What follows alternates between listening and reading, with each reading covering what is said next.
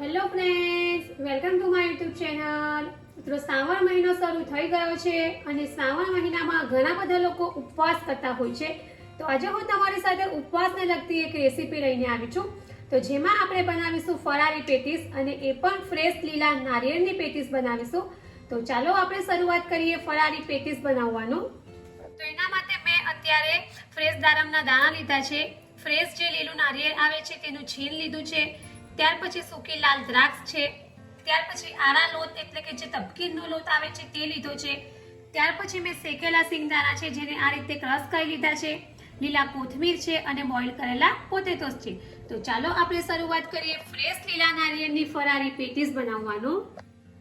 તો ફરાળી પેટીસ બનાવવા માટે સૌથી પહેલા આપણે પેટીસ માટે ભરવાનું સ્ટફિંગ બનાવીશું. તો એના માટે એક બાઉલમાં આપણે આ જે ફ્રેશ લીલા નારિયેળનું છીણ છે એ લઈશું. દાડમના દાણા છે, લાલ સૂકી દ્રાક્ષ છે એ આપણે લઈશું.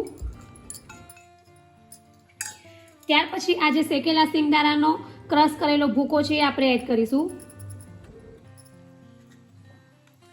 ત્યાર પછી લીલા કોથમીર છે એ આપણે એડ કરીશું. ત્યાર પછી ઉપવાસમાં જે સિંધવ મીઠું ખવાય છે એ આપણે એડ કરીશું. ત્યાર પછી આપણે થોડી સુગર એડ કરીશું. ત્યાર પછી હવે આપણે લીંબુનો રસ એડ કરીશું.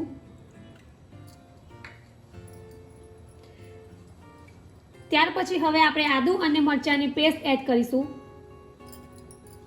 અને હવે આપણે આ બધી વસ્તુને એકદમ સરસ રીતે મિક્સ કરી લઈશું. ત્યાર પછી હવે આપણે બોઇલ કરેલું અડધું પોટેટો એડ કરીશું. અને આ બધી વસ્તુને એકદમ સરસ રીતે મિક્સ કરી લઈશું. ત્યાર પછી હવે આપણે 1 ચમચી સફેદ તલ એડ કરીશું. અને હવે આપણે આ બધી વસ્તુને એકદમ સરસ રીતે મિક્સ કરી દઈશું. તો પેટીસમાં ભરવા માટેનું આપણું સ્ટફિંગ રેડી છે. તો હવે આપણે આમાંથી નાના બોલ્સ બનાવી લઈશું. તો આ જ રીતે આપણે બીજા બધા બોલ્સને પણ રેડી કરી લઈશું. અને જો તમે ઉપવાસમાં ગરમ મસાલો ખાતા હોય તો તમારે ગરમ મસાલો એડ કરવાનો. તો આ રીતે આપણે બધા જ બોલ્સને બનાવી લઈશું. તો આ રીતે આપણે પેટીસમાં સ્ટફ કરવા માટેના બોલ્સ બનાવી લીધા છે. ત્યાર પછી હવે આપણે પેટીસનું બહારનું જે બટાકાનું લેયર આવે છે એ બનાવીશું. તો પેટીસનું બહારનું લેયર બનાવવા માટે મેં અત્યારે બોઇલ કરેલા પોટેટો લીધા છે. તેને આપણે આ રીતે છીણી લઈશું.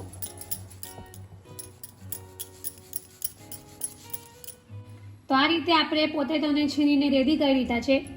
ત્યાર પછી હવે આપણે તેમાં ઉપવાસનું સિંધવ મીઠું એડ કરીશું.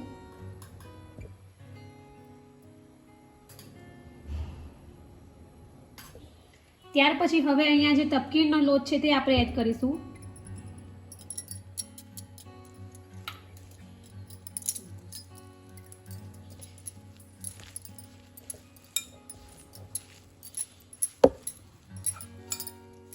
તો આ રીતે આપણે પેટીસનું બહારનું જે લેયર આવે છે તે રેડી કરી લીધું છે.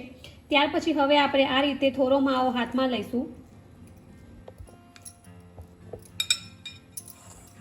અને હવે આપણે આ રીતે હાથની મદદથી થોડું પ્રેસ કરી લઈશું. અને હવે આપણે આ જે વચ્ચેનો સ્ટફિંગ માટેનો બોલ્સ બનાવ્યો હતો એ એડ કરીશું. અને આ રીતે આપણે બધી બાજુથી પેક કરી લઈશું.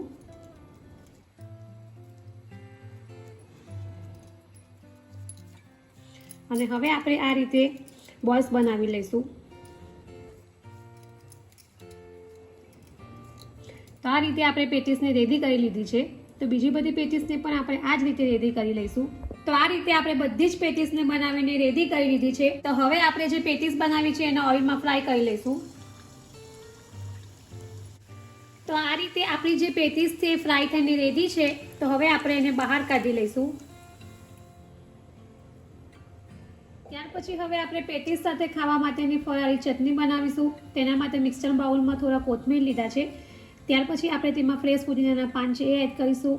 લીમડાના પાન છે એ આપણે એડ કરીશું. ત્યાર પછી શેકેલા સિંગદાણાનો ભૂકો છે આપણે એ એડ કરીશું. ત્યાર પછી આપણે થોડી સુગર એડ કરીશું. ત્યાર પછી હવે આપણે થોડું સોલ્ટ એડ કરીશું.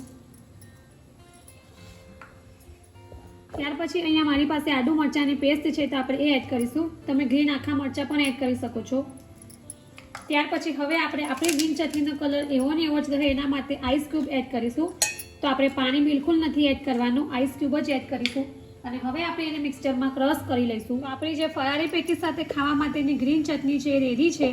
હવે આપણે એને સર્વ કરીશું. તો રેડી છે શ્રાવણમાં સ્પેશિયલ ઉપવાસમાં ખાઈ શકાય તેવી ફરારી પેટીસ, જેની સાથે મેં ફરારી ગ્રીન ચટણી પણ બનાવી છે. તો ફ્રેન્ડ્સ, તમે પેટીસ તો ઘણીવાર બનાવતા હશો, પણ જો લીલા નારિયેળની આ રીતે પેટીસ ક્યારેય ટ્રાય ન કરી હોય તો એકવાર જરૂરથી ટ્રાય કરજો અને કમેન્ટ બોક્સમાં મને જણાવજો કે તમને મારી આ રેસીપી કેવી લાગી છે. જો તમને મારી આ ફરારી પેટીસની રેસીપી પસંદ આવી હોય તો મારી ચેનલને લાઈક અને શેર જરૂરથી કરજો અને આવી જ બીજી નવી નવી રેસીપીઓ જાણવા માટે મારી ચેનલને સબસ્ક્રાઇબ કરવાનું ભૂલતા નહીં. તો ફરી પાછા આવા જ નવા વિડીયો સાથે મળીશું. ત્યાં સુધી bye bye and thank you for watching my video.